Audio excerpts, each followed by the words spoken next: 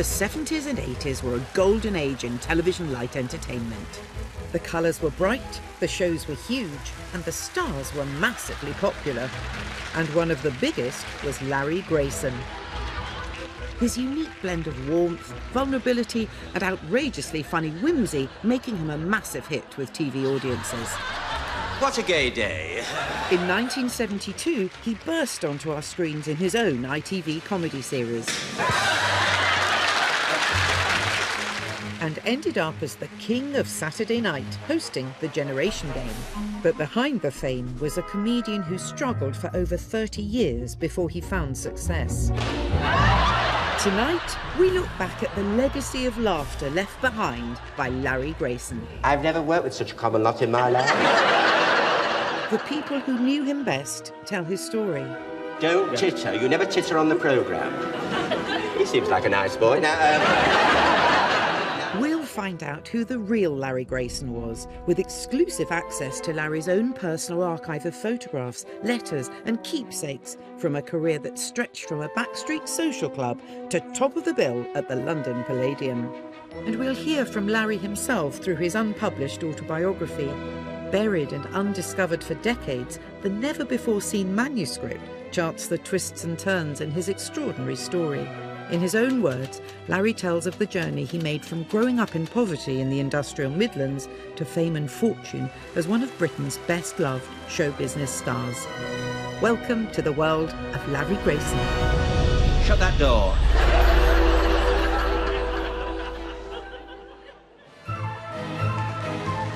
Larry Grayson. In the 1970s, he was as big a star as it was possible to be in Britain. A household name whose very British cocktail of innuendo and warmth made him a firm favourite with millions of television viewers, his shows regularly topping the ratings. In the 70s, Grayson became just huge. He made it to be one of the biggest names in the country. 18 million people on a Saturday night. Larry Grayson was a household name.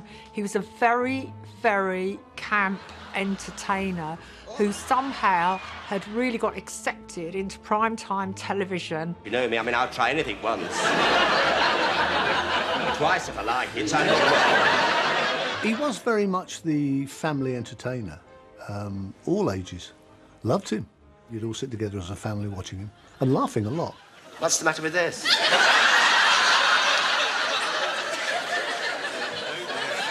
You may very well say, oh dear. At that time, in the 70s and 80s, when I watched Larry Grayson on TV, everybody I knew loved him.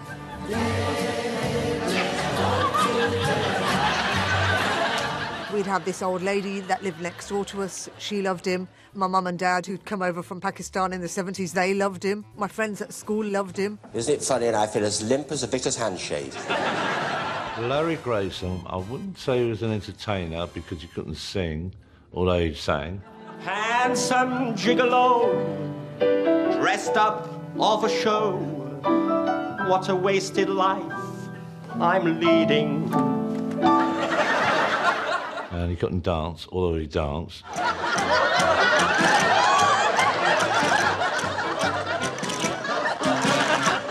And had an amazing career out of just being Larry Grayson. Unique. I'm in a tent with 2 Red Indians and a mountain. And the less said about him, the better. I mean, in it. Larry just chatted to the audience about inane stuff. You wouldn't call it material, but his timing and his character was just so funny. I went in the other day, feathers everywhere. Feathers. I thought they'd been a cockfight. No such luck. And I tell you this. He was always immaculately turned out in a suit. Burgundy shirts, a lot of beige. Oh, we're on. That wonderful row of teeth that he had, and that grin. And those wonderful glasses with the strings on there. You're married to Edwin. Oh, no, you're married... We all make mistakes. As his career really took off, I said to him, you know, why don't you write your life story, Larry? You know, people are fascinating. Nobody knows the struggle and your life story and how you've persevered. And, you know, it's a great, great story. But he never did anything about it. But it turns out he did. Nearly half a century later, while researching details of Larry's life, biographer Tony Nicholson chanced upon an unexpected hidden treasure. So Larry's manager invited me to go up to the big storage warehouse, and all Larry's memorabilia and all his old paperwork had been stashed there when he died. So I took some of the boxes home and started going through them. In there were loads of cuttings and letters from fans and cards and things. Then there were some nice photographs, like this one of Larry as a baby, which probably never been seen for 20 years. And on the back, he's written, "Me, clearly looking at camera 3 instead of camera 1, an art I was to master later in life." And then right in the bottom of the box was this folder, and it was just thick, full of A4 sheets of paper.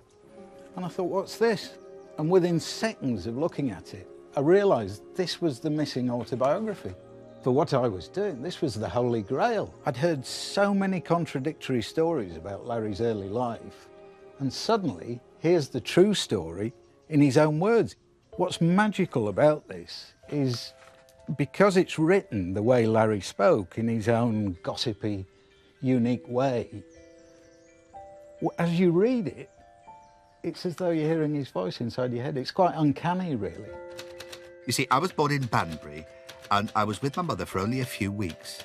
I suppose you could say that my touring days started when I was just 9 weeks old. For it was a cold, clear morning in November 1923, when I was taken by my mother on the slow train from Oxfordshire to Nuneaton. I was being delivered as a consequence of an advertisement in the local paper to my foster home, to be cared for by Mr. and Mrs. Hammond and their daughters May and Florence. He was very lucky to come into the foster care of 2 very loving parents. He was never formally adopted, but he was just taken in by my great-grandfather and my great-grandmother.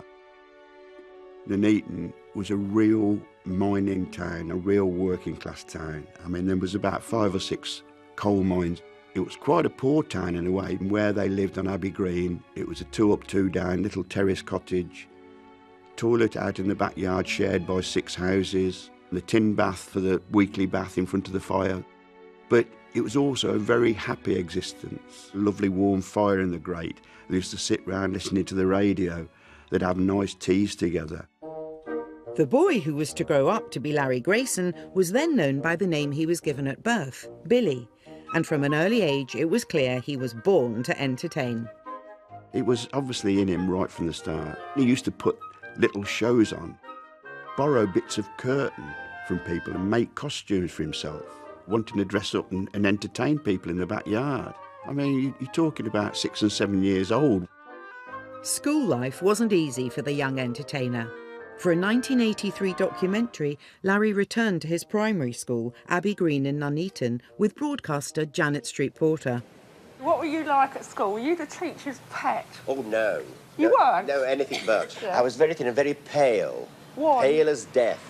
Yeah. I had every illness in the book. I would go back with a film crew and explore every aspect of Larry's early years and all the little quirky things about Larry. And from the moment we met, we got on really, really well. William Sullywhite was my real name, but you see, the people that adopted me living down the road, it was called Mr. and Mrs. Hammonds. So, of course, and I never knew that was in this book, you know. The producer had this great idea that Larry would dance around the maypole. I think the kids wondered what on earth was going on. Larry loved it. From little stories he's told me about his school days, all he wanted to do was be the class clown, entertain people in the playground. I don't think academics ever really came into it. As far back as I can remember, I wanted to be on the stage. The only thing in school that mattered to me was Friday afternoons when we had a concert. We have to keep back remembering this was a little boy with no prospects who came into the playground and they all said, "What are you going to be when you grow up?" "I am going to be a star," and the howls of derision around that playground. Then, in 1930, a family tragedy. Young Billy's foster mother died, leaving him to be brought up by his foster sister Flo, who he always called Fan. At the time, she was courting a young lad, and she was told by my great-grandfather, "Well, I'm sorry, Flo, that you've now got to bring up Billy because I'm working at the pit." otherwise you'll have to go into a home. So she then told her boyfriend, well, I'm sorry, I can't see you anymore. I've got to look after little Billy. Fan also gave up her job to stay at home and look after me, for which I will always be grateful. I was 6 years old at the time, and Fan was 21. And under Fan's watchful eye, young Billy was kept on the straight and narrow. He went to school and to church and to Sunday school, and the principles there in a town like Nuneaton were upright. He was brought up to know right from wrong. I'll have no smut here, said Fan, and would clip him round the ear. She was the one that looked out for him. She sacrificed so much. She just seemed to be there. She was a sister par excellence. She then devoted her whole life to bringing up my Uncle Bill, who then became Larry Grayson. Still ahead, how Larry's love of small-town life and the telephone in the hallway inspired his comic genius and gave him so much memorable material. Who should be coming down the road but the postman? Pop it in, Pete.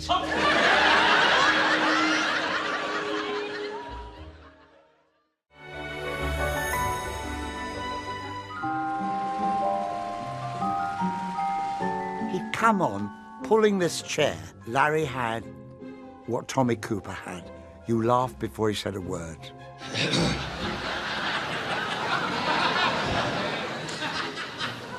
Well, I'm worn out before I start. He was magic. He was just funny. I went to the doctor's, the surgery was packed. I came out with 2 diseases I've never had before. And I enjoyed the second one, and He just had an amazing knack of telling stories that made you laugh. I used to get on a wire, high wire, no net. Well, just a hair net, and I was on. Oh, I just don't care. And I was on. I mean, his timing was always absolutely brilliant, and his asides and all that. Jim, Jim... It's a French word, actually. It means to chat. Oh, does it? Yes. Oh. She got in quick, didn't she? He could say so much without saying anything, just with a little flicker. And I said, Everard, if you don't lift your bishop... He's only got to look at somebody, and then he looks back at the camera, it's just a raised eyebrow, and we're all in hysterics. I said, you're getting far too cocky. He managed to make everything absolutely full of innuendo. I say, what about this? Why was he taking this to the Isle of Wight? No idea. Well, it's too big for a cake. It's too small for a midnight service. And as well as the innuendo, there were the lines Larry always used that audiences loved. Larry was the man of the catchphrase. Shut that door. The catchphrases were, shut that door. Oh, I flirt with danger. Will you shut that door? What's a gay day? What a gay day. Seems like a nice boy. Hello. Seems like a nice boy. Look at the muck in here. The muck on here. My hair needs washing. My hair wants washing. I remember years ago. Oh, it was always ill. Oh, this leg. No, it was this one. He changed his mind. Riddled with arthritis. And then my mother... I get it all down here, you know. You get it down your leg. All down here, don't you, Jack? Do you get it, do you? Thought you would. You're a funny age. But... Larry's style of comedy wasn't really jokes in terms of the setup and the punchline and there you go. He related to life. He related to life and what everybody went through. Oh, aches and pains. Oh, my lumbago. Oh, my goodness. Oh. I feel like a worn-out glove. I got out of bed the other morning. Oh, dear. I got out of bed the other morning and... I was feeling, I wasn't feeling good, and I had this terrible throbbing.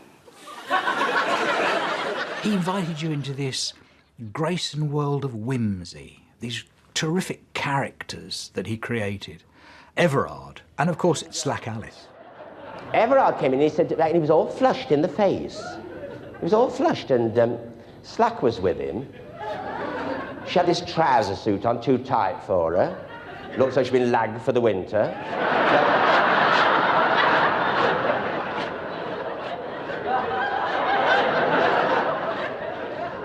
So I said, well, you're all flushed in the face. What's wrong? He said, well, he said, I've just come from my lesson. I said, you're never going back to your ballet class, because he does all ballet, you know, Jack. You know, but he let it go. He said, no, he did. I mean, his sugar plum fairy was marvellous. And his nutcracker sweet was the talk of the business. Everard's a very funny thing to say. But of course, Larry managed to compound the felony by giving Everard a surname. All credit must go to Everard Farquharson. Larry then adopted this air of, well, I really don't know what you're laughing at. I don't understand that at all. Why you find that amusing? It was that innocence that he brought to it. Riff-raff. Which made him a master of his art. And who should be coming down the road but the postman? Pop-it-in Pete. Pop-it-in Pete, the postman. I mean, on the page it doesn't mean a light, but when Larry said it, it was hilarious. Hello, Pete, I said. You've got a big bundle there. I said, is it all for me? He said, no. But where did all these characters originate? From childhood onwards, Larry gathered material from ordinary life in Nuneaton that he'd later incorporate into his act. Neighbours would drop in to borrow the family phone in the hallway and he'd listen to their conversations. Or he'd be amused by the local gossip.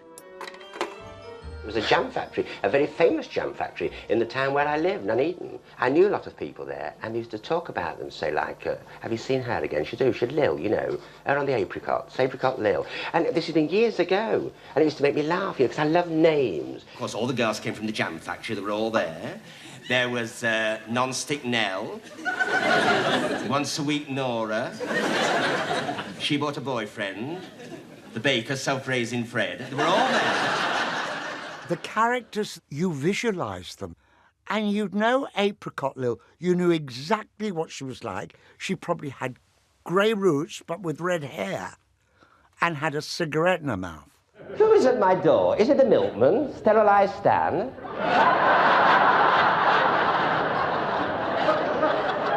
Trying to force his yoghurt through my letterbox?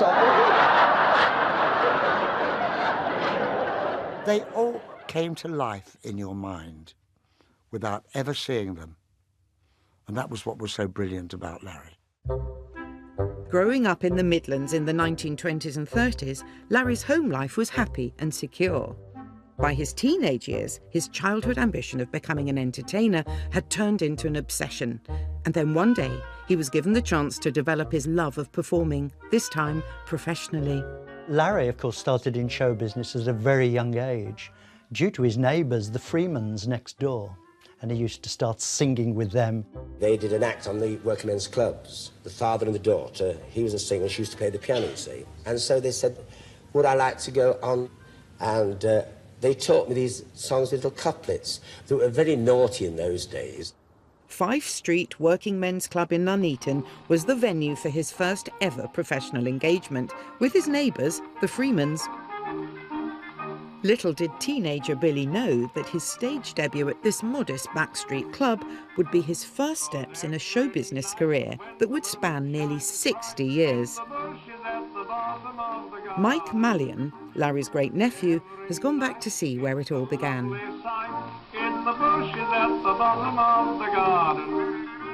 Young Billy, 14 years old, appeared on this very stage for the first time. He'd been persuaded by Alf and Nell Freeman to join their concert party, the Very Lights. And it's amazing to think that really he had the confidence then at 14 to stand in front of a club room full of people and perform. But from that night, he never looked back. He honed his timing in the working men's clubs because they were the little theatres, the little local theatres of the day. The acts had to work very hard because there were people going across the stage and saying, who's the pie and chips? Who's the pie with the mushy peas? And you had to compete with that. The club in Fife Street always held a special place in Larry's heart. In the early 80s, he went back to visit, taking Janet Street Porter with him. It was small, and there was a stage. I remember they laid on a buffet. That was the first time in my life I'd been offered a white bread sandwich that just had onion in it. I realised Larry and I had nothing in common. With a new act, he gave himself a new stage name, Billy Breen. I asked him once where that came from, and he just said it just sounded a nice, clean name, Breen Clean. And as Billy Breen, Larry soon became the talk of Nuneaton town. It quickly became a big draw. There would be queuing outside to get in, to get a seat, and it would be packed. Returning to the club in Fife Street, fellow performer Bryn Waters fondly remembers working with him on the Midlands circuit. I would go round to Clifton Road, pick Billy up, and he'd have a little glass of sherry ready for me. He says, well, get that down your neck. And we both have a little sip to warm us up for the road. It'd be absolutely packed out every night, because they loved him. Women would come up to the dressing room just to talk to him, shake his hand and give him a kiss. Not only was this the most marvellous experience, working in front of all types of audience, it also gave me the chance to see lots of other club acts and gradually develop my own. See this here, I learned a lot very quickly, when to wait and when not to wait for a laugh. If a line didn't get a laugh I thought it should, I would try it again in the next show till it was right. See, this is so Grayson. Very often, half a second and a raised eyebrow was all that it took to lift the roof off. And that's what he learned before he became famous. But fame was a long way off. He was, though, already proving to be no ordinary entertainer. In the first half, he'd take all the time. No dressing rooms, probably in the gents' lavatory, putting on the makeup, putting on the face paint, putting on everything.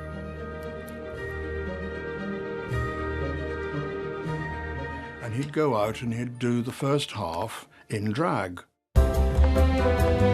Couldn't believe it when my uncle came on stage. I thought, this is really strange. What's my uncle doing in a dress? He used to wear like an evening gown and stiletto heels, and he never wore a wig. He always used to shush his own hair up, a bit like a young Judy Garland, really, in a way. And I'd sort of warm the crowd up, and then when he walked out in his drag, all made up, I just sort of, they couldn't get over it. And then, in the interval, he'd go and take it all off and put on a suit and come back in the second half as comedian Billy Breen. It didn't tell any jokes, it just talked about everyday things. And, gosh, it's hilarious. So he did 2 acts. No fool, Larry got paid twice, and very few people associated Britain's misleading lady in the first half with little Billy Breen, comedian, in the second half. So he went home with 2 lots of 5 shillings. As Billy Breen, Larry worked consistently and in many parts of the country, sometimes as part of a review company called the Radio Times, sometimes on his own. London's Victoria and Albert Museum is home to some of Britain's cultural treasures, including a large collection associated with popular entertainment. Larry's television co-star and friend, Isla St Clair, has heard about a collection of scrapbooks Larry compiled, in which he meticulously documented his own career. They're stored here, and Isla's come to take a look. I've come to see the Larry Grayson collection. OK, thank you. Come through. Thank you.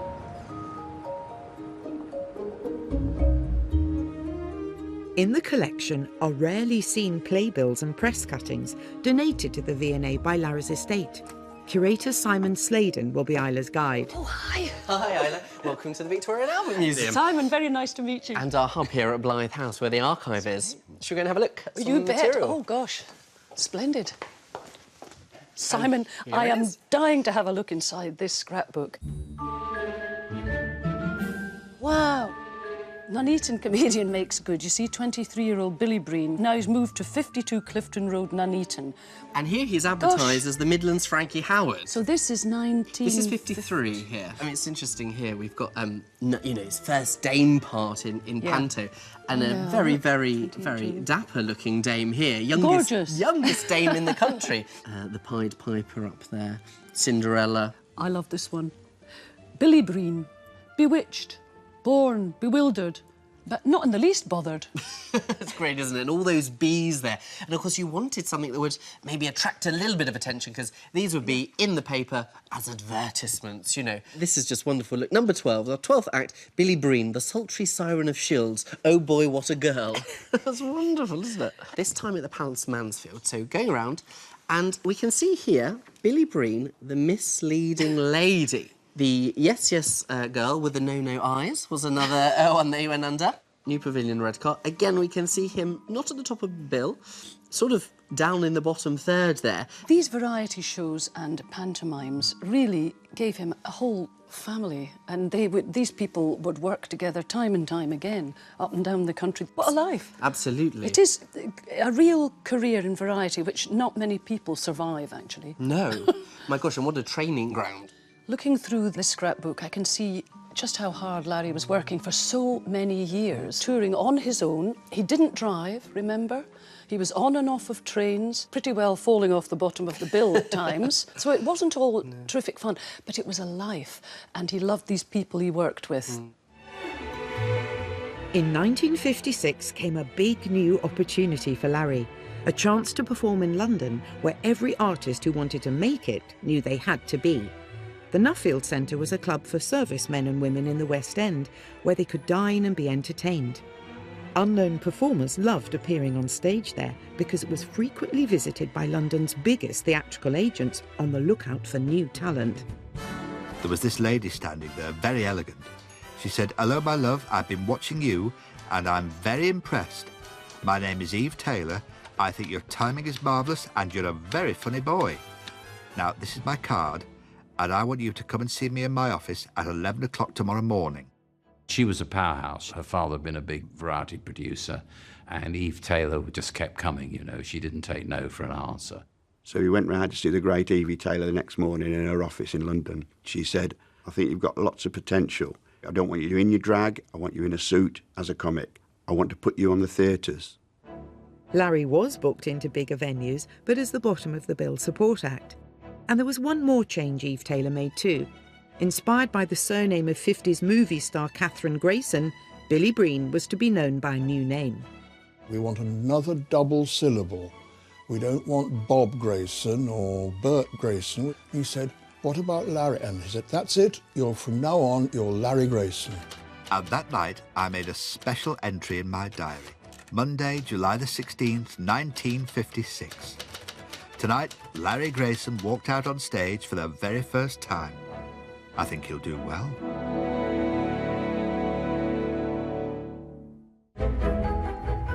Still ahead, a family tragedy threatens Larry's rise to the top. And the night television changed his life forever. We're on.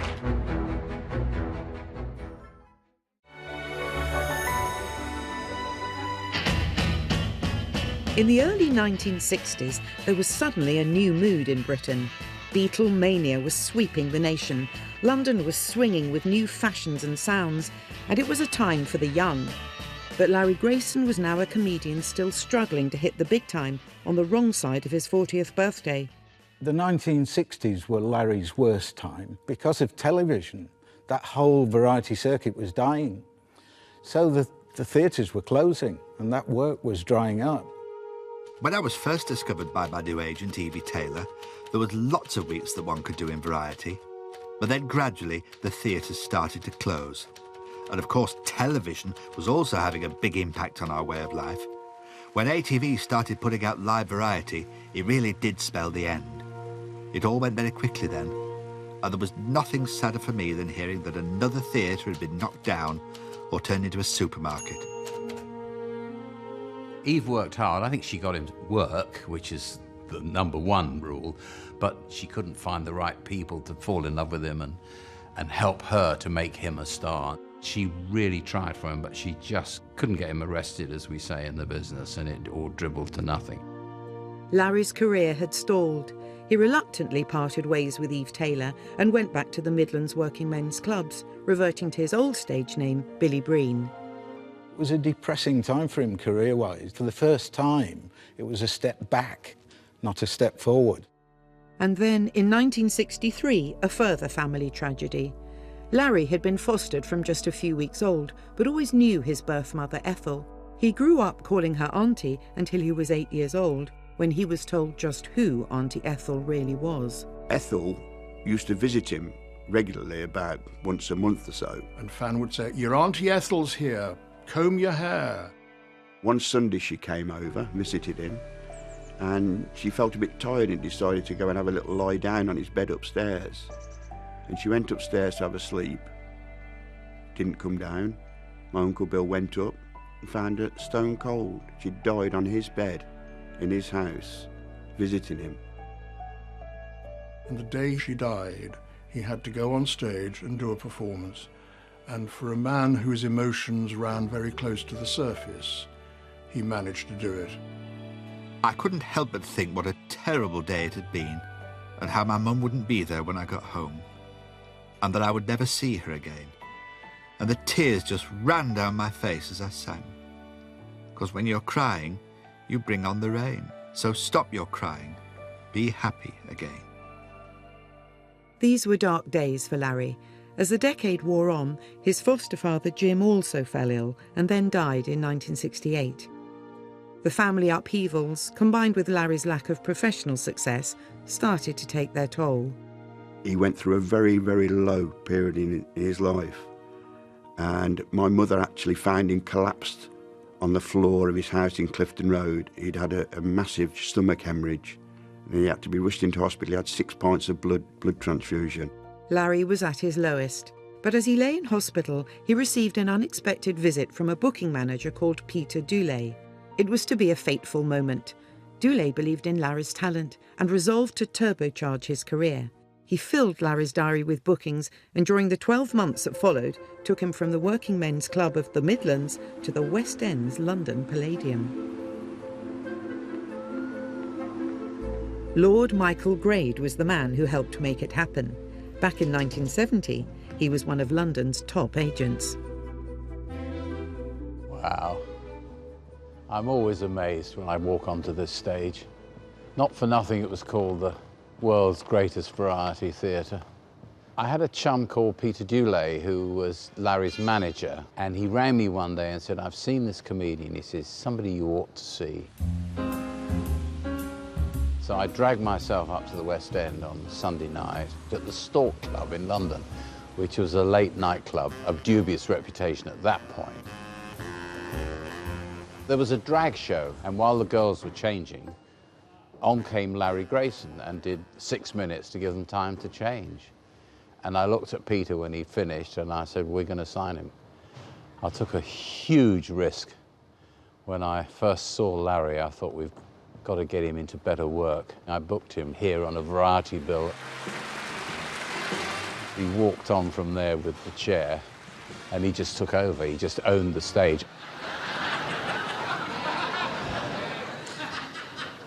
Well, I'm worn out before I start. How are you, all right? Good. He's as common as dirt. Do you know, shut that door. You know, the muck on it. I knew then that I was dealing with somebody who was born to be a star, even if it had come to him quite late in life. I wasn't exactly top of the bill, but I'd realised a great ambition, in fact, every artist's ambition, to walk the stage at the London Palladium. It was a triumph for him. He couldn't believe what was happening to him, really, and I was thrilled, and he always delivered. It was wonderful. At last, Larry's career seemed to be taking off, and the following year, Grade booked him into summer season on the South Coast. I first saw Larry Grayson at the Festival Theatre in Paignton in 1971. I was 16 years old. It was a summer show called Crowther's in Town, starring Leslie Crowther. Well, this guy walked on and he looked at the audience, and the crowd was looking at him saying, "OK, you're a new comedian, what have you got?" And he looked at us. He weighed us up. And he stood there in repose. And people started to giggle. And he did that look. And people started to giggle more. And he said, "Well, what a day I've had." And the place started to laugh. And then he brushed his fingers against the microphone and said, "Look at the muck in here." And suddenly, he's got everybody. And I thought, wow, this guy's good. I have never heard laughter like it. It was magnificent. And after the show, everyone was saying, well, we've never heard of this man, but why isn't he on TV? And the following year, he was. ATV, the booker there, rang me and said, I've got a slot. I'd like to put Larry in it. I said, one slot's no good. I said, you're doing a series. Why don't you put him in for 4, 5, 6 weeks? And eventually he came and said, all right, we'll give him 6 slots. The programme was Saturday Variety, ATV's new entertainment production broadcast live and in colour from Elstree Studios. And on its opening night in January 1972, Larry stole the show. We're on. Well, I was just telling this lot here, you see, I'm out for the warm-up, you see, they won't warm up here. But do you know, I'll tell you this, with the muck here, do you know, I'll tell you this, I've had the most terrible week. I've had the most dreadful week. Do you know I've been in bed with my leg up for 3 days? Half an hour's enough for me as a rule, but do you know... Uncle Bill goes on, does a 5-minute spot. The newspapers the next day were full of it. Where does this comedian come from? He ended up doing the whole series, I think 14 weeks, every Saturday night, Larry Grayson. Saturday Variety was live. And doing live television made it very exciting. Oh, I'm sure I've hurt myself. Are you all right, Larry? Well, I don't know. I can't make my mind up. Unhook me. Get me off the wire now, You're off. Hey, I'm off the wire, Yes, you're all right. Oh, my God. I've been up there for 2 days. I thought I was never coming down. Really? Yes, I've never been on a wire before. Oh, Peter Pan. Oh, Tinkerbell. Larry's debut on live television was the biggest moment in his career so far. The shows were huge, glossy spectaculars, and each week he seized his chance to make a big impact. What about the Spanish dancers, then? I've had that all afternoon next door to me up here, you know. Oh, yes, they've been good. All the castanets going, you know, my head's been going round. All that clicking. I'm sure they've got a bull in there. Shut that door. The camera loved him, and he, you know, with those looks to camera and all that, he was a natural for TV. Saturday Variety was a big-budget, high-rating show, allowing ATV to attract some of the country's biggest stars to guest host. Olé. I'd started writing jokes for Bob Monkhouse. I remember sitting in the audience, and sure enough, on the bill was this comedian that we'd seen a few months earlier in summer season, Larry Grayson. So listen.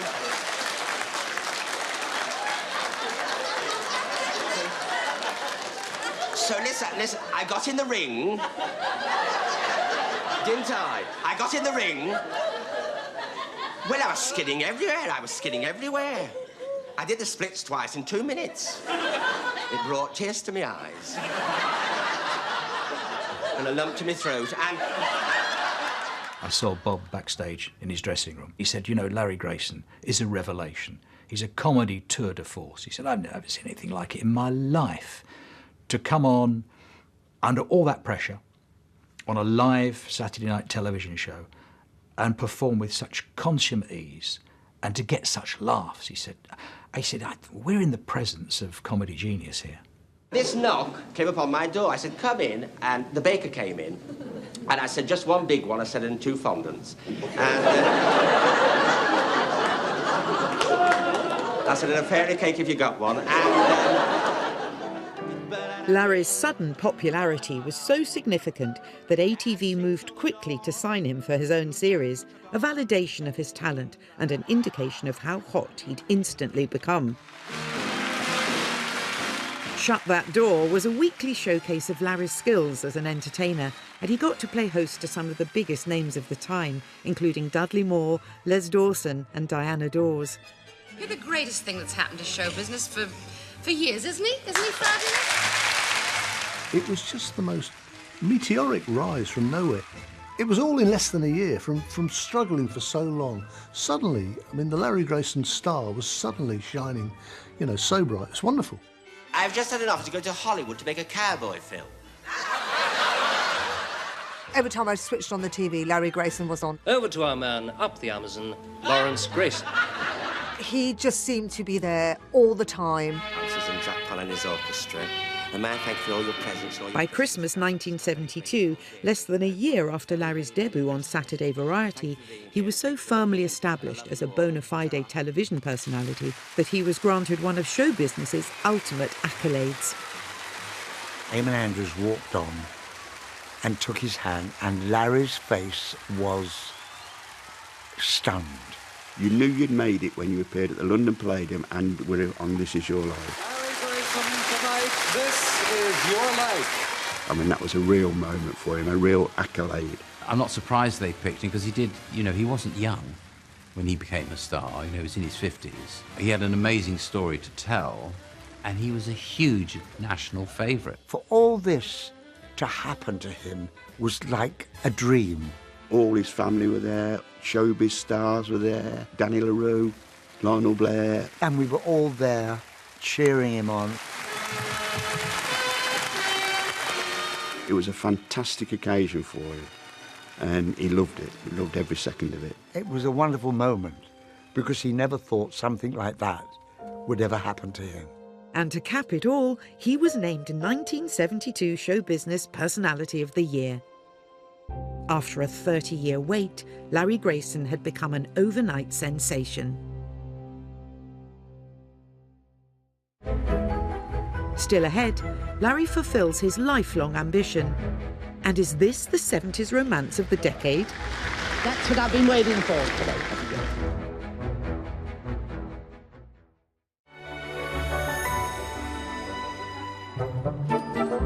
Larry's success on television in 1972 gave him a whole new status.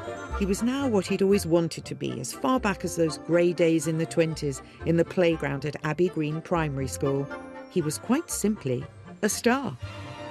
He enjoyed not having to worry about money, but he remained with 2 feet on the ground. He didn't get difficult or he didn't become a diva. And along with Larry's new fame came the fortune. His earnings reportedly rose from £75 to £6,000 a week. It was his agent at the time who said, Larry, you cannot be a big star and live in a little terraced house in Nuneaton. You've got to move house. So he moved to a big house on the other side of the town. His accountant would say to him, Larry, you're very rich, you know. Do you want to spend any of this? He said, what do I need? And she said, well, do you want a swimming pool? And he said, I can't even paddle.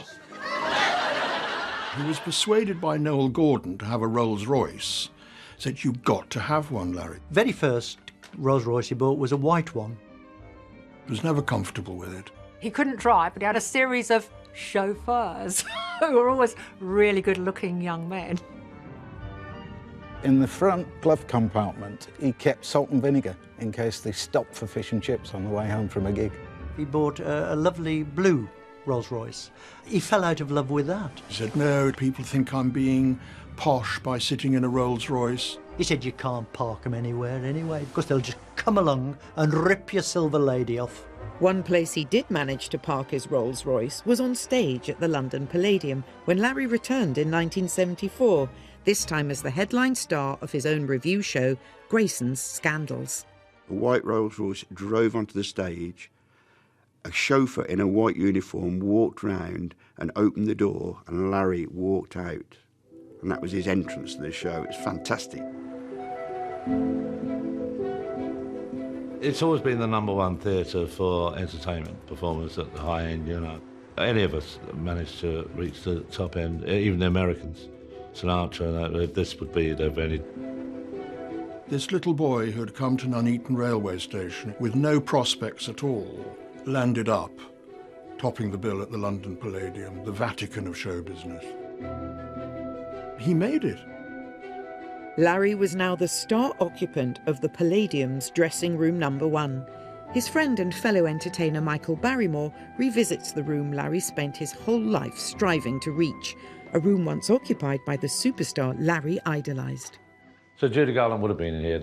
This is the #1 dressing room, which how it is now, which is nothing like it was when I was here, or Larry. They'd be covered in cards when Larry was in here, the big flowers everywhere, and look at here.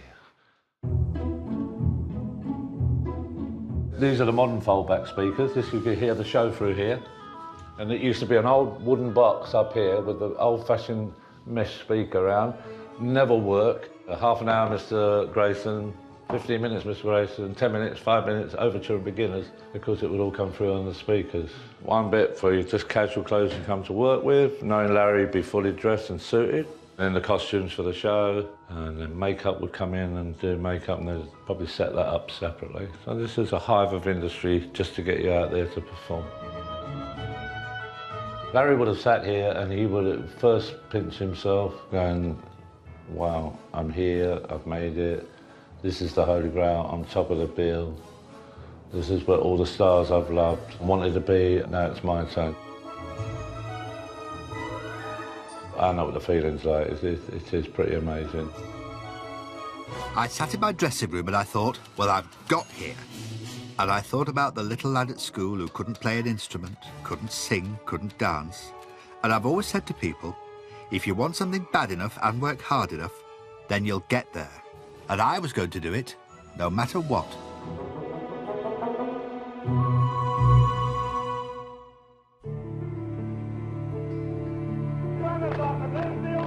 The early 70s was a depressing time in Britain. Inflation, strikes, an energy crisis and power cuts brought misery on a near daily basis. But on television, colour was replacing black and white, and the studio lights dazzled brighter than ever. Beneath them, Larry Grayson seemed right at home, his particular kind of camp comedy loved by millions. Now, very few people know that I'm a campanologist. And, I am. Have you ever rung any bells? Oh, not half, many times. There was a big raft of camp comedians at that time. Frankie Howard. The mind boggles, doesn't it? Is your mind boggling? Don't it boggle too much? Kenneth Williams. Are you one? Oh, yes. Are you one too? They were all very obviously camp, but there was nothing sexual about it. It was just silly, which I loved. Have you heard of my way? We've all heard about your way. My mum never believed that any of those people were homosexual. Oh, Larry, yes, he's very camp, but he's not gay. I'm going out tonight. I remember saying to some old girls, I said, he's gay. He said, oh, no, it's an act. So they believed he was doing an act. Shepherd of the hill.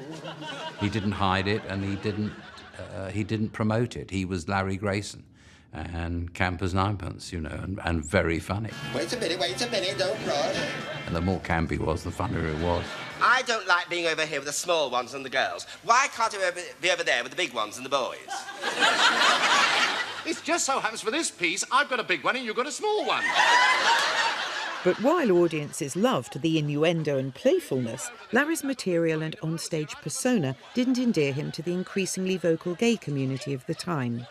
In the early 70s, there was quite a lot of politics around the gay movement. Stop this fracas! Stop this melee! And yes, there were I think the occasional protests outside some theatres. Seems she's a nice boy too. They would say that this is not portraying a positive image for gay men. That didn't mean a light to Larry. I fell in love a few weeks ago with a wrestler. And a lady wrestler. And he was quite capable of developing close bonds, but when it came to sexuality, you could almost describe him as disinterested, a little asexual. I can't bear all this getting into bed with everybody. And You don't have to get into bed with everybody. No, but it frightens my dog. I mean, when you see... Every newspaper, every tabloid spent a fortune trying to find rent boys and boyfriends, parties he'd attended. Never did that. Oh, you don't go to places like that, dear. I remember Kenny Everett saying, oh, let's all go to Heaven tonight, the great gay nightclub. I can't go to places like that. Don't go there. And he never did. He'd go home and said, I must go home for my cocoa and see if Fan's all right. Foster sister Fan was the real companion in Larry's life. Having taken on the role of caring for him since he was a child, they lived together for most of their lives. You would not get a couple more different They really were chalk and cheese. My Auntie Flo was this very shy, humble woman. I don't think she could read or write. She had no sense of humour whatsoever. I actually never ever saw my Auntie Flo laugh once at any of his shows on television or anything. He rang Fan and he said to her, I'm in a telephone box outside the London Palladium. You won't believe this. There's a huge poster and it says, Larry Grayson, in Grayson Scandals. The Palladium Fan, I've got here. And she said, yes. She said, now that's all very well. The Coleman's been. Do we want 2 bags or 3? There's only one word for it. Bribery, blackmail. The other great love in Larry's life were his friends, in particular 70s grande dame Noel Gordon, the star of Larry's favourite TV soap. He loved Crossroads. He was always going on about Noel Gordon. They were great chums. Crossroads Motel, can I help you? Noel Gordon played Meg Richardson, who owned the hotel. I played her daughter. Oh, Mum, do stop bobbing about. I'll never get this tie done. How does my hair look? Oh, it looks lovely. I was born in Birmingham, and when I was growing up, Crossroads was just huge. Oh, Hugh. I remember my dad thinking it was a really glamorous show. Noel Gordon was like Elizabeth Taylor in Birmingham. She was very grand. She was like a queen arriving everywhere. He was obsessed with Noel Gordon. He kept talking about Nolly all the time, and I never really understood who Nolly was. They would laugh at each other's jokes. You're sober then? Anyway, hello, now, how are you? Now, tell me, Nolly, you look lovely. Lovely. So do you. Thank you. I said the perm didn't take then. In the same way, they would actually help one another when they were not particularly happy. But they had this ability to amuse each other. Larry even made guest appearances in Crossroads, first as a motel guest and then on Noel's on-screen wedding day. He played a chauffeur, which I thought was hilarious looking back because he couldn't drive. As their intense friendship deepened, so did the rumours, some suggesting they were more than just good friends. There was this just ridiculous rumour that he was engaged and planning to marry Noel Gordon. And people thought that they were in love and were going to get married. That's what I've been waiting for. Off you go. I remember my dad going, you know Noel there. Noel is, she's getting married to Larry. They are together. But that was not true. It was a hoax. She's a lovely lady, isn't she? And I'm very fond of lovely. All right, dear. Yeah? She does drink. Now, Did you notice the limp? Well, we're going to... At the time, it all seemed innocent enough, and neither of us thought that so many people would be taken in by it all and think that it was real. But as Nolly says, looking back, I don't think any real harm was done. And we are still great friends, even if we aren't engaged. Larry was now rich enough to live anywhere he wanted, and while most of his contemporaries in the 70s Showbiz set opted for mansions next to the Thames in the home counties, Larry stayed put in the town he'd always called home. Most of his work had to be in London, and he couldn't wait to get back home. And I think he was kind of very proud of Nuneaton. His house was so normal. I remember going round it and thinking, is this it? My house is bigger than this. I don't want a show place so people come and say, oh, isn't it marvellous? Oh, Larry Grayson's home. It's rubbish, I don't want it. All I want is a home where I can come back to and sit down and be me, because I'm as common as dirt, you know. Nuneaton, that was his home. That was his base. He was still loyal to that area. His house was right next to the bus stop. He kept whipping the curtains back and waving to people. Oh, there's the dustman. Don't speak to him. And... Even when he was the hottest star in the country, earning a fortune, he was still exactly the same. It didn't change him at all. He still liked his faggots and peas supper, his melted cheese on a plate. You know, he still liked the humble things. Larry enjoyed the simple pleasures of life, home comforts and the company of loyal friends.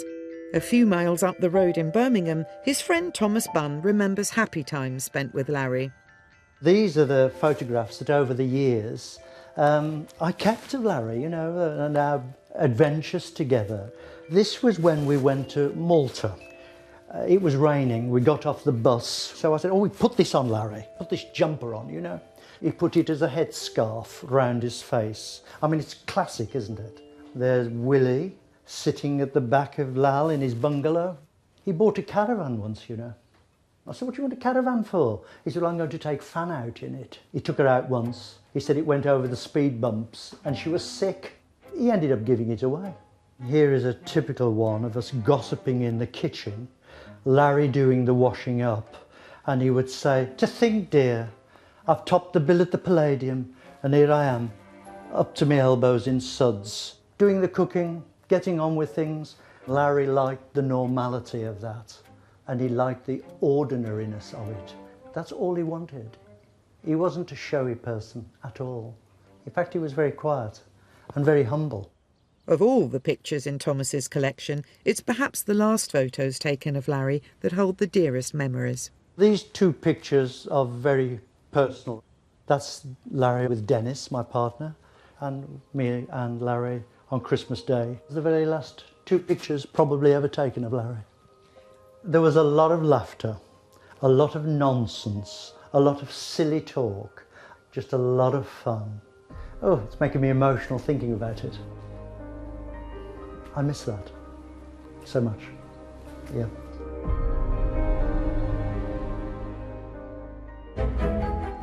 Still ahead, Larry lands the big one, the show that takes him to the top of the TV ratings.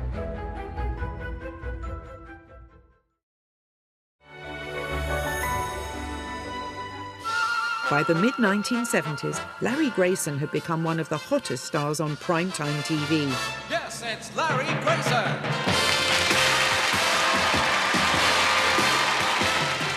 I gave up being an agent and I went into television, and I was the head of light entertainment at London Weekend in ITV, and I immediately booked him to do some spectacular variety shows for me, which were terrific, great fun. You're worried about your husband's cucumber? Well, I can understand it. Yes. You've tried it in the greenhouse. And on top of the immersion heater. And what did you say? It still looks like a gherkin? We renewed our relationship. I was very proud of that, and he was pleased to do it. And I think we had some good success together. Then he went to the BBC. In 1978 came the biggest break of Larry's career. With 20 million viewers, The Generation Game was the highest-rated entertainment show on British television, expertly hosted by the BBC's most popular star, Bruce Forsyth. Then Bruce dropped a bombshell. In a cash-rich deal, he'd been lured over to ITV, where he'd been given a big show for Saturday nights, leaving the BBC with a big problem of their own. When Bruce left, there was always a challenge as to which way we would go. There was discussions as to whether it be Roy Castle, who one day had stepped in for Bruce when he was ill. And then we thought, no, let's not go where there's a comparison. Let's go completely to the side. So in a move that surprised everyone, Larry was chosen as the new host of the BBC's biggest entertainment show. And I think it was one of the greatest pieces of casting in British television, because nobody would have thought, Larry Grayson. When they first asked me to take on the Generation Game, I didn't know who I was to play, Bruce or Anthea. But they said, Larry, it's you we want. Grayson was so completely different from Bruce, because he was so quirky, he was so peculiar. It's a miracle I'm here. I'll tell you for why, because it's the wrong time of the year for me. I will be absolutely honest. I thought it would be a disaster because I didn't think he was capable of managing the show in the way that Bruce did, knowing where to go, what to say, how to keep the show moving. Let's have a look at that old scoreboard. Bruce was a brilliant machine and would rehearse, perfection. With Larry, you just didn't know where you were. Larry was so easygoing and not constructed. That's what made it funny. This was high-risk casting. To make sure they were making the right decision, the BBC made a pilot programme not intended for transmission.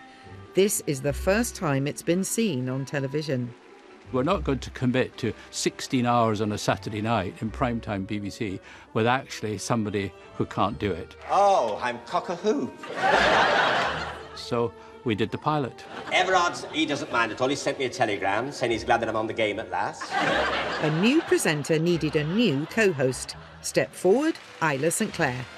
She was a chirpy Scottish girl. She was a folk singer, I think. She seems like a nice girl, doesn't she?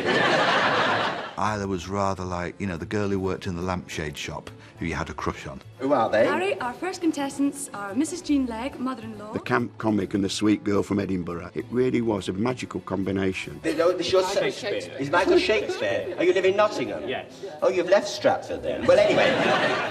For the first time in his television career, Larry was also now sharing the stage with members of the public. Isn't she sweet? Is she a good mother? Yes. Don't titter. You never titter on the programme. He seems like a nice boy. Now, With people, he was just natural. And literally the first time he'd ever done it with contestants, he suddenly came alive. remember years ago, my hair wants washing. I remember years ago. Don't stare. It's very rude. The act would come out of him. All his quips. Oh, you do look good in blue. You must always wear blue. It suits you. And you saw the magic in this simple ease of enjoying himself. Of course, I haven't got my surgical stocking on for one. And though Larry proved to have real warmth as the show's new host, the pilot didn't all go according to plan. She's just told me I'm off my mark. It is my first night. I think she's had a drink. The biggest problem we had is the editing, because he wore glasses, which he took off, looked at the camera. I've never worked with such a common lot in my life. And put on again, in the middle of an interview. All the lot of anybody's for a donut. And so when you were trying to cut an interview, were the glasses off or were the glasses on? You are a bearded collie dog called Bill. No, you have a bearded. I was tearing my hair out. I went grey overnight editing that particular show. I said to him, would you wear contact lenses? No, dear, I can't wear contact lenses. The pilot showed producer Alan Boyd exactly what Larry could do and what he couldn't. He was very soft and warm, but he was vulnerable. He was basically incompetent at doing anything structurally. Try this. He just sort of did it, and things happened, and he found a way of making a joke about it. I wish I were dead. Larry's pilot episode was deemed to be a success, and production began on a new series for that autumn, but with one small alteration. All the logics were taken away from him, the links and everything, and given to her. And Ali, could you now tell us about our next game? We've got a nice piece of jungle scenery. We're going to play you some sounds, and from those animals, you'll be able to match them up together.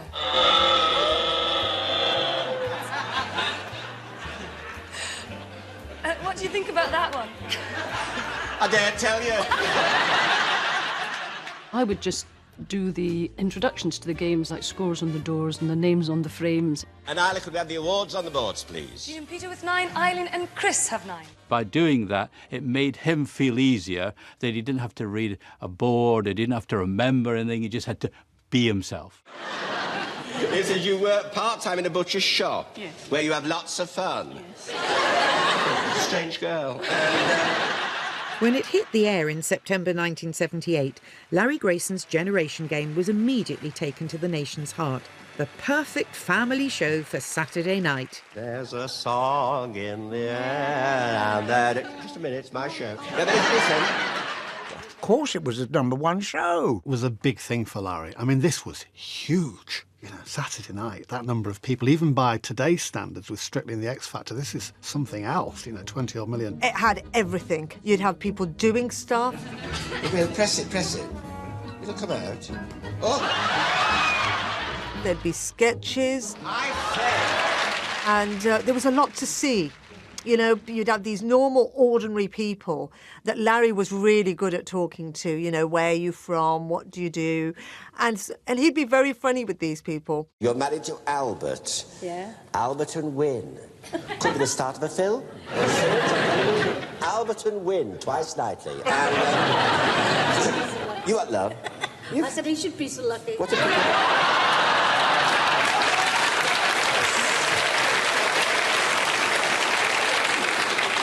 Win, you are cheeky. You're not a Devon dumpling, are you? You've only got one earring. I always wear one earring. Oh, do you? Oh, is that the fashion? Well, it's just different. Yes, it is. Must get one. Larry's famous asides to viewers became a much-loved element of the show, and it was the job of the Generation Games vision mixer to make sure they were captured by the camera. The cameras were always arranged so that camera 3 was always the presenter's camera. We said camera 3 will always be on you, and you can react to it at any time. You walk into a pub... I'd act normal with this. With this on your nose. Act normal with this on your nose. Not to the pub I go into, I'll tell you that. The art of catching these looks to camera is to be there first. You are married and a receptionist for a seed company. I've been watching his body language, and I think he's going to do a look to camera here. Oh, you don't mean flower seeds? No. Well, I'm only asking. So I would cut to camera 3, and that way you would get the whole turn from here into the camera and back again. I thought you meant a seed. I thought you meant flowers, you know, like tulips and daffodils. Crocuses. Because if you waited until he'd done the turn, you were late. If you think I'm going to say pansies, you've got another thing coming. Larry and Isla were a winning duo, and the nation loved them. Our involvement in the games together was just probably the highlight of the shows for both of us, I think. Honestly, the fun you had. The one with the Morris dancers. They're all going around doing the thing with the bells and everything like that. One of the dancers goes round and whacks Larry. So Larry gives him the biggest whack you could ever imagine, and it was so funny. What they watched for was to see his vulnerability, to see what would go wrong. What is he going to do tonight that goes wrong? I think... I mean, you could put it in a window with confidence. Oh, yes. You could put it in a window with confidence.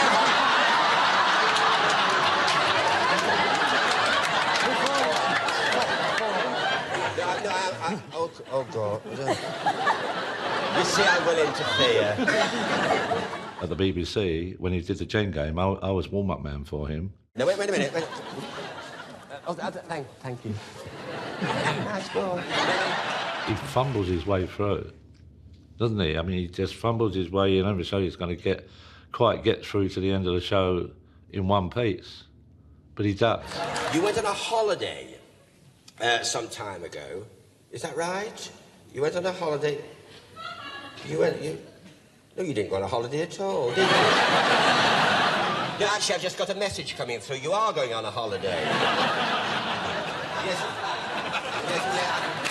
I got out of that all right, didn't I?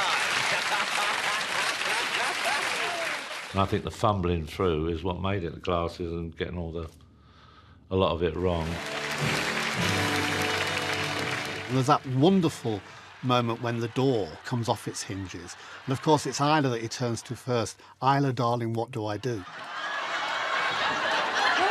Hang on, don't go away. When the door fell off, that was just a magical moment.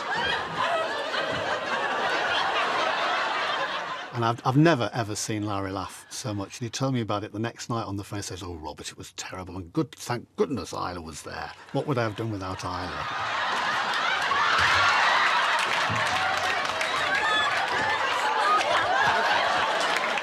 One of these days we're going to rehearse this show. He didn't used to like watching it himself. And I remember, I think it was probably the first one, the Generation Game came on, and he took the dog a walk up Hinkley Road. And he came back and he said, you'll never believe it. I could look through all the front windows of all the houses and every single person is watching the Generation Game. I can't tell you how thrilled I am to be here on the game. Because they're listening. He said, I can't believe it. They're all watching me on the television. And I think it took him by surprise. I don't think he realised really how successful he'd become. And his ratings for Generation Game were higher than Bruce's, and Bruce then was like at his peak. People just loved him. Fair chuffed, woo, woo. Well, anyway. 18 million, two-thirds of the viewing audience were all watching it. Come on, Agus Alice, over you. And it kept going and the ratings got higher and higher, and they just loved it. Your feather's blocking me out back here. He'd get in the lift, he said, Isles, the nation loves me. I'm a star. And sometimes he'd say, the nation loves us. Still ahead, Larry stuns the nation with a shock announcement at how a place in the sun turned out to be less than paradise.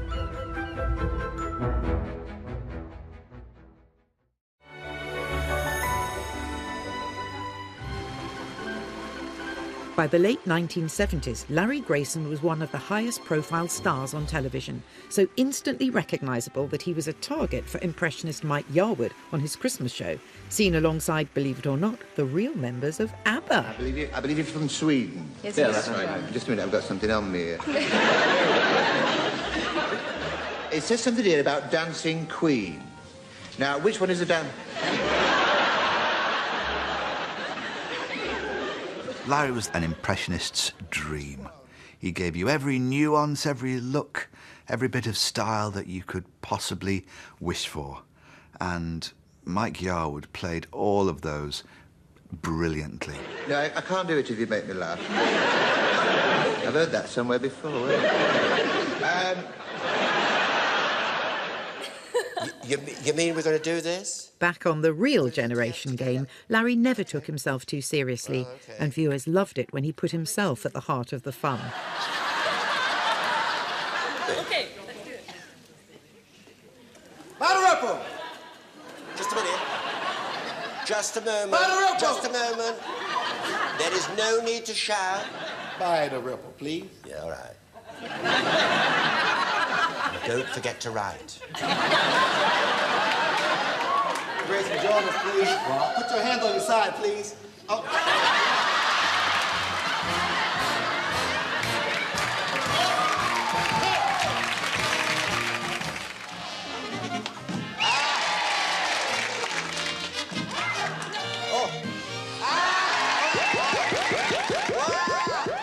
And then suddenly, it was over.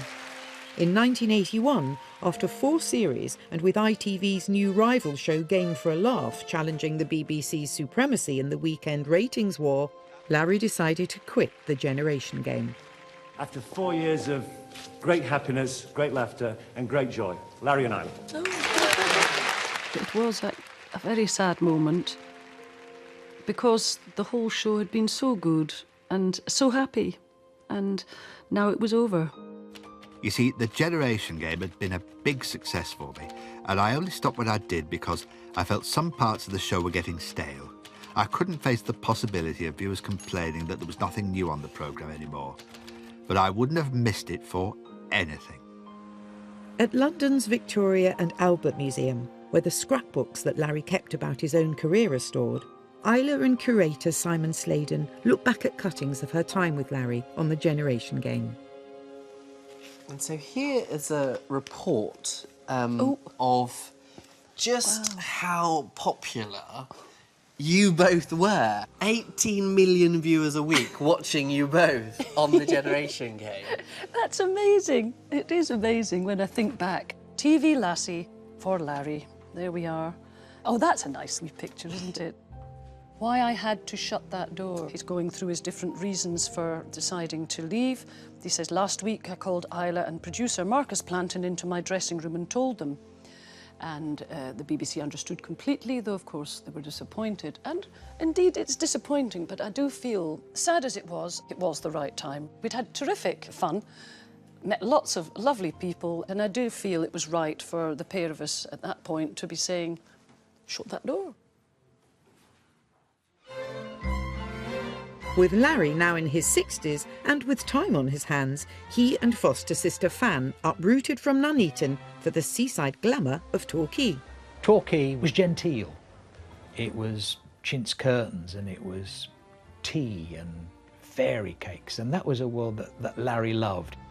Larry had always liked the resort. In the 1970s, he'd often stay in the town for many months at a time. During the long, hot summer of 1976, he was Torquay's star draw.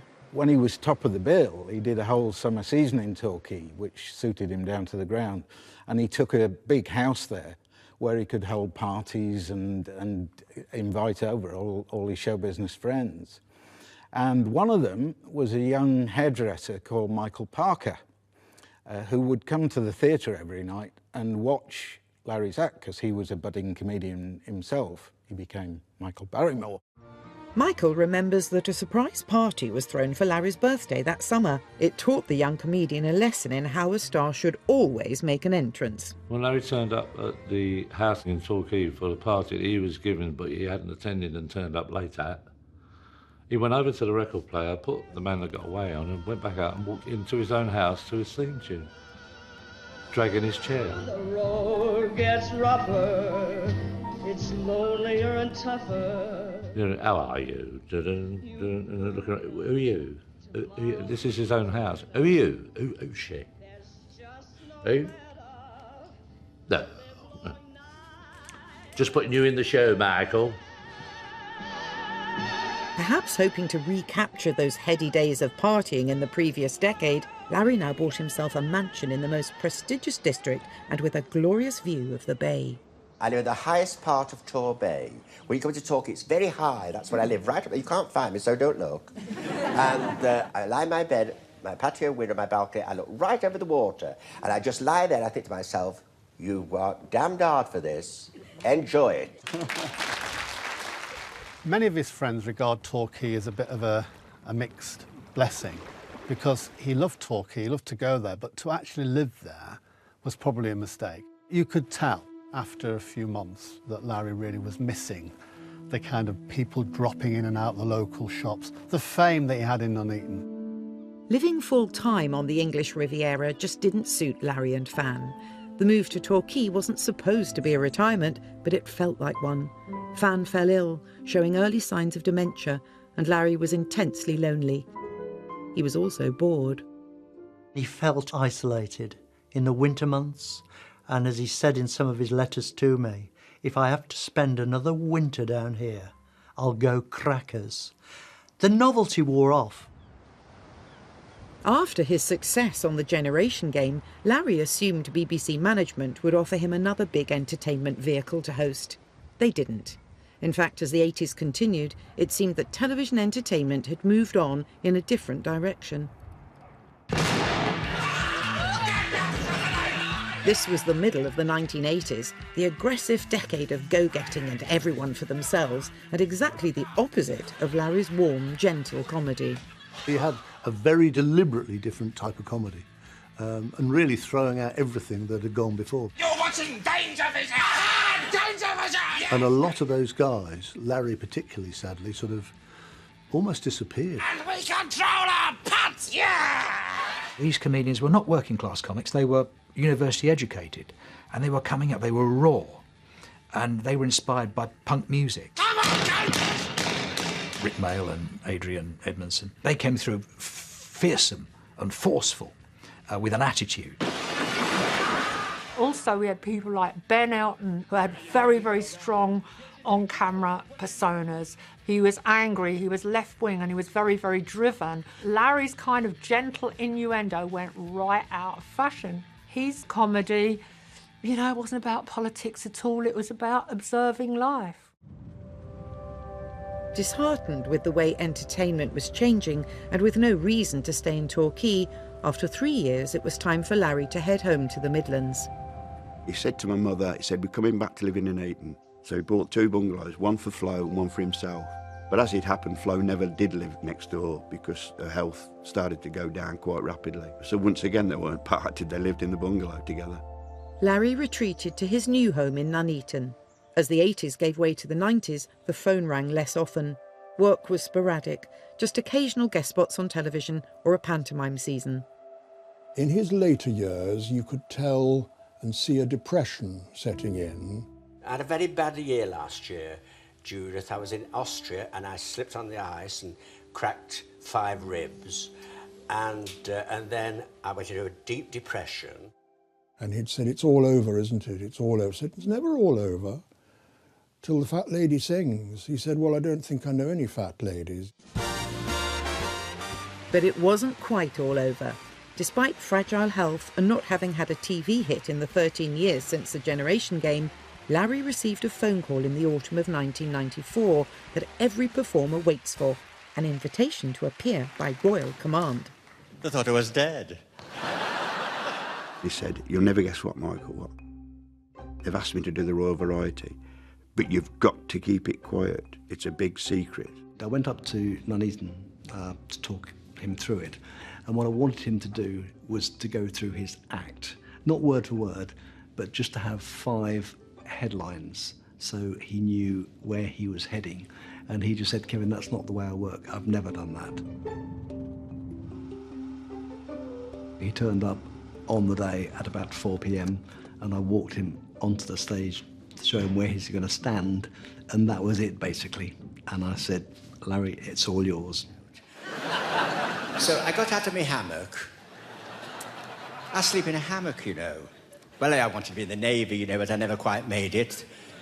The nearest I got to the Navy was an all-male review called Come Peep Through My Porthole. Anyway.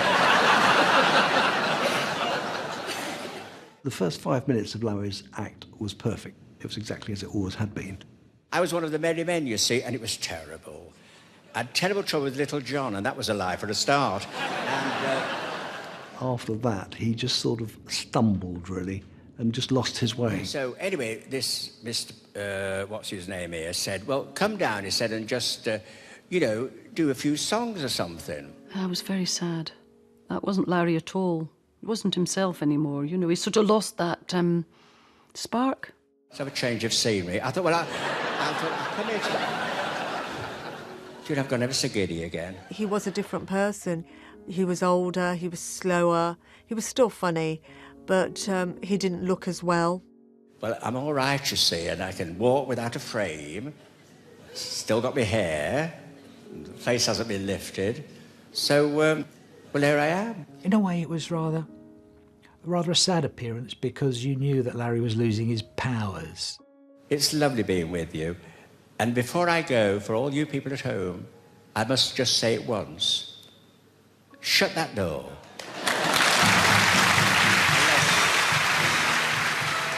These were to be the last words Larry Grayson ever spoke on stage.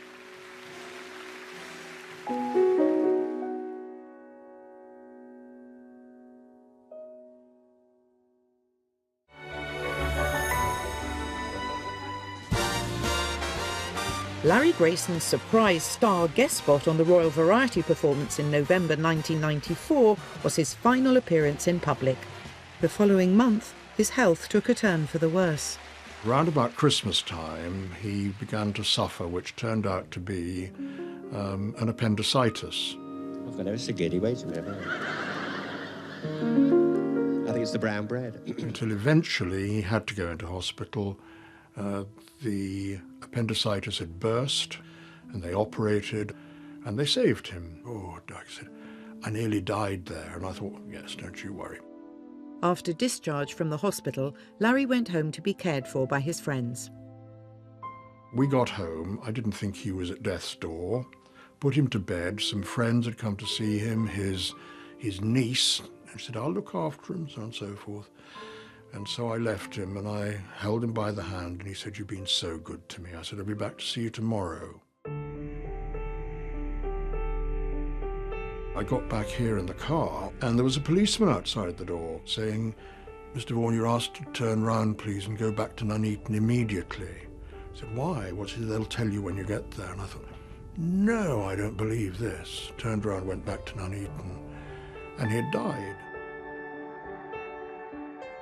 The entertainer, Larry Grayson, has died at his home in Warwickshire. He was 71 and had recently left hospital after treatment for a perforated appendix. It was pretty horrific when I was told the news. Couldn't believe it. If you think it had only been 13 days before that we'd had Christmas Day together. It was quite a shock, actually, because I was expecting him round in a few days for a get-together. So I was taken aback. I said, a very important key light on the stage has gone out tonight. Larry was outlived by Fan, 14 years his senior. She was too unwell to attend his funeral. Gone, but not forgotten. Some years after Larry's death, his friend Thomas Bunn came across one of Larry's old telephone answering machines. At the time, he was unable to play the messages in their existing format, but he now listens to them for the first time. Often baffled by new technology, it seems Larry mistakenly recorded one conversation between him and Thomas. Good Lord. Oh, the photographs have come back, by the way. What the like? They're very good of you, dear. Are they? Yes. I shall bring them over and show you. Yes. What you doing on Thursday? I'll be here. Oh, I'll give it a ring. I might call over and I'll Good. take photos. Good. Very lovely. But I'll ring you Thursday morning about Please do. 10:30. Ta-ra, love. Ta-ra, love. Ta-ra. Oh, God. I can't believe it. God, it's just like having him here. God, to listen to that is quite amazing, really. Quite amazing. Excuse me. Yeah. I'm sorry. Just hearing his voice, so the clarity in his voice, I mean, I miss that. Yeah, I miss him.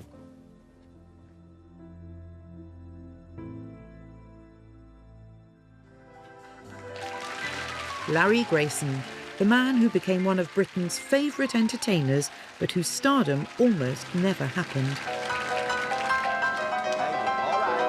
All right. We know you've had your hair cut. Perhaps his greatest legacy is not only all the laughs he gave us in more innocent times, but also the opportunities his success offered to those entertainers who were to follow.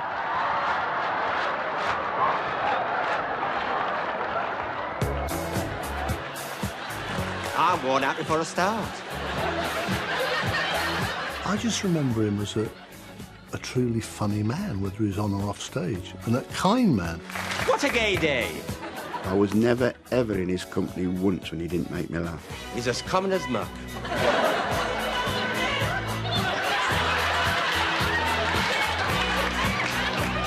A pot of tea and 2 brandy cakes to go. Oh, I flirt with danger. Will you shut that door? I think for a man whose catchphrase was "shut that door," I think Larry opened so many doors to people. And I looked in the distance and I saw this ship. And I shouted, "Ho-hoy!" Larry was a pioneer, really, of camp comedy. It's a British sense of humour, it's end of the pier. And Larry was one of those people that was at the beginning of that. I think I've taken too much on. And now, I mean, you could say we've got loads. I think he paved the way for Alan Carr and the greats like Graham Norton and Paul O'Grady. I think he just smoothed the way for them. She hasn't been well all day. He's very much part of my life. Somebody I would like to have known a lot better and spent a great deal more time with. Oh, just wait, there's something on me. Wait a minute. This is alive. All right, then. The sadness is that Larry died before any chance to come back. If he'd stayed the course, he would by now definitely be a sort of national treasure. Ta-ra, and I love you very much. It was always with love. He was an honest comic, and he was funny. Oh, but I'm so giddy. No. And that's why I think everybody loved Larry. Who should come through the door? Brenda Alcock. I loved Larry Grayson like all of us did. He was very kind to me and very helpful, and not everybody is. He seems like a nice boy, doesn't he? You can never really say that someone's a bit of a Larry Grayson, because, you know, there's only ever been one. Love that dress. So, oh, it's got Hull all over it. But anyway, have you come on a trawler? Anyway. You talk to anybody of a certain age about Larry Grayson, they immediately smile. They just get, oh, Larry, wasn't he lovely? And he was lovely. He was a lovely man. I always remember Michael Grade saying to me, Larry, you should write a book. It should be called And It All Came True. Because all the things that you ever wanted in your life, which seemed so far from your reach, have now come true.